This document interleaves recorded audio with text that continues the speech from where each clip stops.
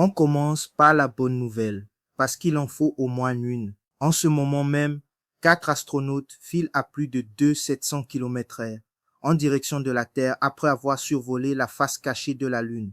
Oui, vous avez bien entendu, la face cachée, celle que personne n'avait vue de ses propres yeux depuis Apollo 17 en 1972. C'était il y a 54 ans. Pour vous donner une idée, à l'époque, le téléphone le plus avancé du monde était accroché au mur de la cuisine. L'équipage d'Artemis II, les Américains Reid Wiseman, Victor Glover et Christina Koch, plus le Canadien Jeremy Hansen, a décollé le 1er avril du Kennedy Space Center. Et non, ce n'était pas un poisson d'avril. Le 6 avril, ils ont battu le record absolu de distance parcourue par un être humain, 252,6 miles de la Terre. Le précédent record, c'était Apollo 13, oui, celle du film avec Tom Hanks. Sauf que là, personne n'a eu besoin de scotcher des filtres à CO2 avec du ruban adhésif et les images qu'ils ont ramenées, juste extraordinaires. Un coucher de terre vu depuis la Lune. La Terre, ce petit point bleu qui disparaît doucement derrière un horizon de cratères gris. Et comme si ça ne suffisait pas, l'équipage a traversé une éclipse solaire de 54 minutes, la Lune bloquant complètement le Soleil, le tout vu depuis l'espace. Normalement, une éclipse totale sur Terre dure environ 7 minutes max. Eux, ils ont eu 54 minutes de spectacle avec vue sur la couronne solaire. On parle d'un niveau de flex que même les influenceurs de Dubaï ne peuvent pas atteindre. Leur mascotte, une peluche nommée Reese, flotte en apesanteur dans la cabine avec 5,6 millions de noms inscrits dessus. Si le vôtre y est, techniquement vous avez fait le tour de la Lune. Vous pouvez l'ajouter à votre CV. L'amérissage est prévu demain, vendredi 10 avril à 20h07 au large de San Diego. C'est diffusé en direct sur Netflix, Amazon Prime, YouTube, Apple TV, HBO Max et Peacock. Franchement, si vous matez pas ça, vous ratez un moment d'histoire. Nos arrière-petits-enfants étudieront cette mission à l'école. Le premier ministre canadien Mark Carney a d'ailleurs appelé l'équipage hier soir. Jeremy Hansen, premier Canadien à avoir volé jusqu'à la Lune, lui a répondu un truc assez marquant. Il a dit que le Canada devait accepter d'avoir des échecs pour réussir à long terme. En 2026, même les astronautes donnent des leçons de développement personnel depuis l'espace. On vit une époque formidable. Pendant que certains regardent les étoiles, d'autres comptent les bulletins. Et mardi soir, au Wisconsin, la candidate progressiste Chris Taylor a littéralement écrasé sa rivale conservatrice Maria Lazar pour un siège à la Cour suprême de l'État. Le score, 60% contre 40%. 20 points d'écart. Un gouffre, c'est la 4e victoire consécutive pour les candidats soutenus par les démocrates dans cet État depuis 2020. La majorité libérale passe désormais à 5 contre 2. Et les conservateurs ne pourront mathématiquement pas la renverser avant 2030. Taylor, ancien élu démocrate et juge d'appel, a fait campagne sur le droit à l'avortement. Et visiblement, le sujet mobilise. L'année dernière, la course pour la Cour suprême du Wisconsin avait été la plus chère de l'histoire américaine pour un tel scrutin, 85 millions de dollars dépensés, Elon Musk en personne débarquant à Green Bay pour soutenir le candidat conservateur.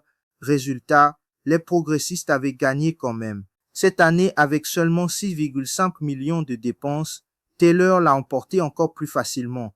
Mais le Wisconsin, c'est pas qu'un État parmi d'autres. C'est un swing state, celui qui fait et défait les présidents. Trump l'a gagné en 2024, mais depuis chaque élection locale penche à gauche. À 6 mois des midterms de novembre, les analystes de CNN parlent d'une des meilleures soirées électorales des démocrates depuis le début de l'ère Trump.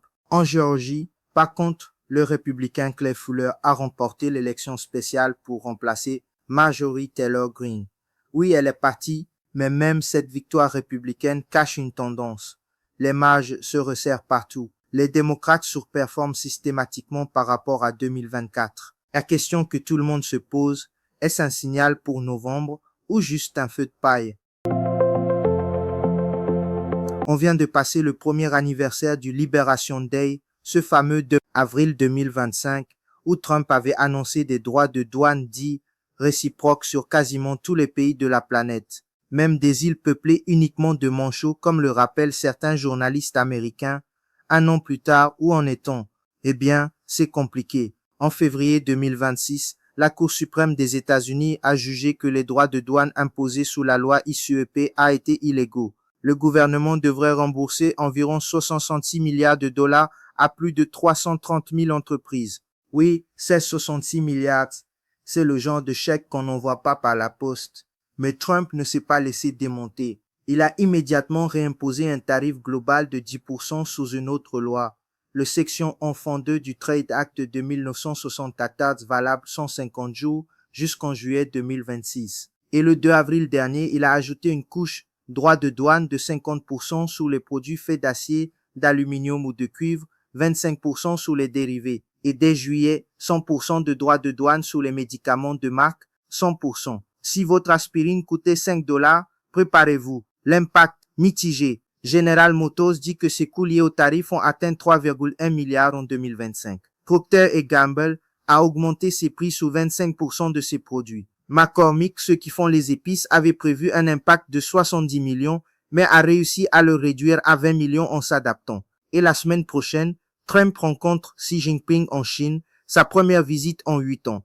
Les tensions commerciales entre les deux géants ne sont pas résolues, loin de là. De nouvelles enquêtes section 300 ont été lancées en mars contre les pratiques commerciales chinoises. La Chine a répondu avec ses propres vins investigants.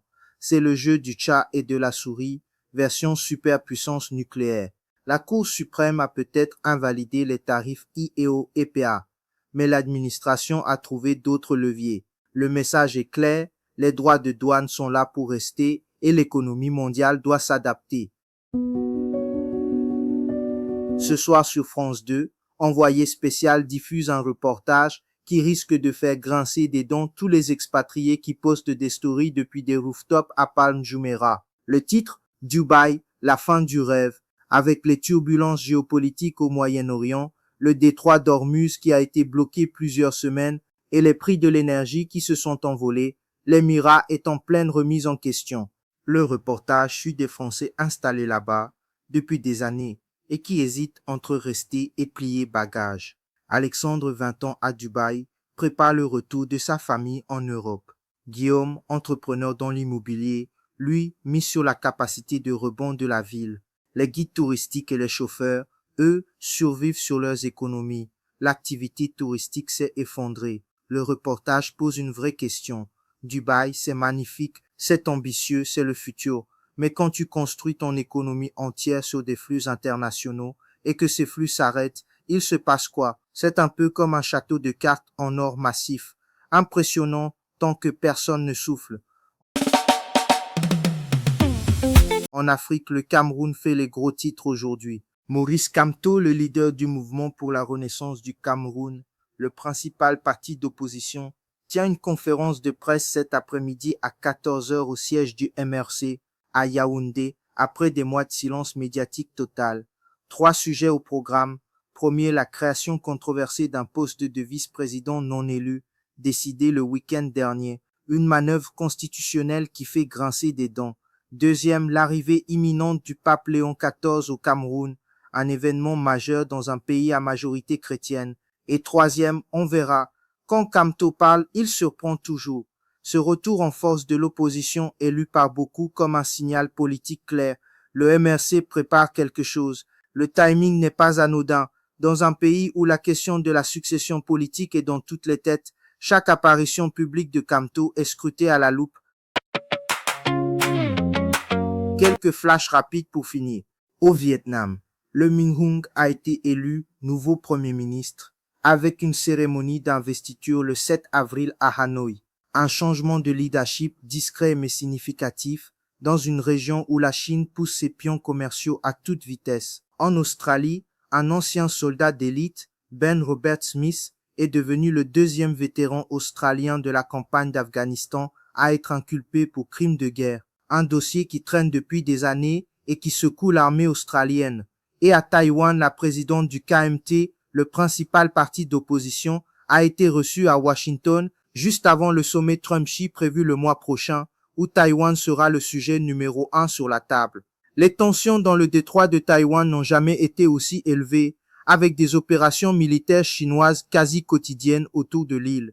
Le Japon, de son côté, vient de porter son budget militaire 2026 à 50 milliards d'euros au niveau de celui de la France. Voilà, c'était votre tour du monde en 9 minutes. Des astronautes qui battent des records lunaires, des électeurs américains qui inversent la tendance politique, une guerre commerciale qui refuse de mourir, Dubaï qui doute, le Cameroun qui bouillonne et l'Asie qui se réarme silencieusement. Si vous avez appris quelque chose aujourd'hui, mettez un pouce bleu. Si vous n'êtes pas d'accord avec ce que j'ai dit, les commentaires sont faits pour ça, lâchez-vous mais restez polis. Et abonnez-vous parce que demain, 4 astronautes vont tomber dans l'océan Pacifique à 40 000 km/h et on sera là pour en parler. À demain. Restez informés, restez curieux et surtout, restez debout. C'est déjà un exploit en 2026.